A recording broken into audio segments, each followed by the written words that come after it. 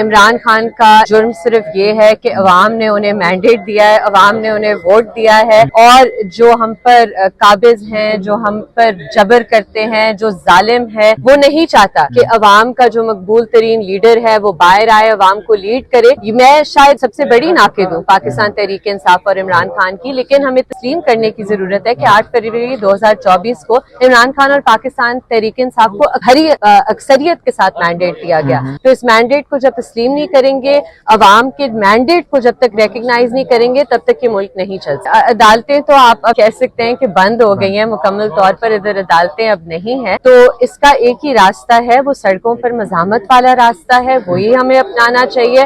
جہاں جہاں تحریکیں کامیاب ہوئی ہیں وہ اسی طرح کامیاب ہوئی ہے جب عوام سڑکوں پر آئی۔ آج بھی ہم انہیں سلام پیش کرتے ہیں کہ اس گھٹن زدہ ماحول میں بھی وہ مزاحمت کر رہے ہیں، وہ جو اصول کی بات ہے، جمہوریت کی بات ہے، سویلین بالادستی کی بات ہے، وہ منظر عام پر وہ بات کر رہے ہیں، سامنے پبلک میں یہ بات کر رہے ہیں، تو ہم ان کے ساتھ کھڑے ہوئے ہیں، اور جب بھی یہ کوئی کال دیں گے ہم ان کے آگے کھڑے ہوں گے، اور جس طرح ربیہ باجوہ صاحبہ نے بات کی کہ جو خواتین وکلا ہیں وہ سب سے آگے کھڑی، یہ تو ایک بادشاہت ہے، یہ جمہوریت نہیں ہے، یہ فسطائیت کی شکل ہے، سب سے بدترین شکل ہے کہ جیل مینول اجازت دیتا ہے قیدیوں کو کہ وہ اپنی فیملی سے ملے، اور آپ کون ہوتا ہے ایک سپرنٹینڈنٹ یا کون ہوتا ہے ایک شخص جس کے پاس عہدہ عوام کے پیسوں پر اس سے ملا ہوا ہے، عوام کا ٹیکس وہ کھاتا ہے، کہ وہ کہ میں عدالتی آرڈر کو نہیں مانتا، میں فیملی کی ملاقات نہیں کراؤں گا۔ ایسے نہیں ملک چلتے، ایسے یہ ملک چل ہی نہیں سکتا۔ فوجی ترجمان نے کہا ہے کہ پی ٹی آئی ملک کے خلاف زہریلا پروپیگنڈا چلا رہا ہے، بیانیہ چلا رہا ہے، آپ کیا سمجھتے ہو؟ باہر بیٹھے جو ماسٹر مائنڈ ہے وہ پاکستان کے خلاف بیانیہ بناتے زہریلا، کیا سمجھتے ہیں؟ دیکھیں، مجھے لگتا ہے کہ ہر ادارے کو اپنی آئینی حدود میں رہنا چاہیے،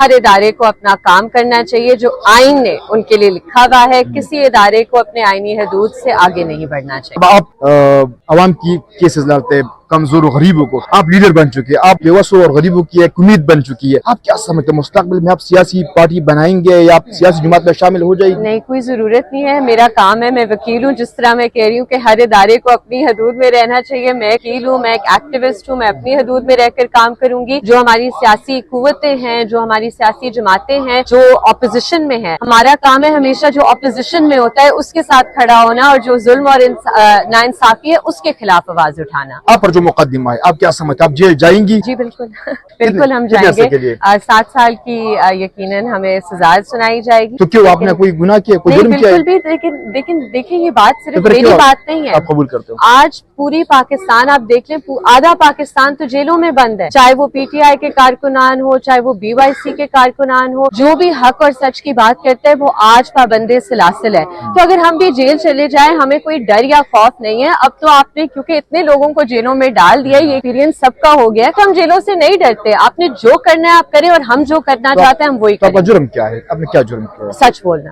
وہ اس ملک میں جرم ہے۔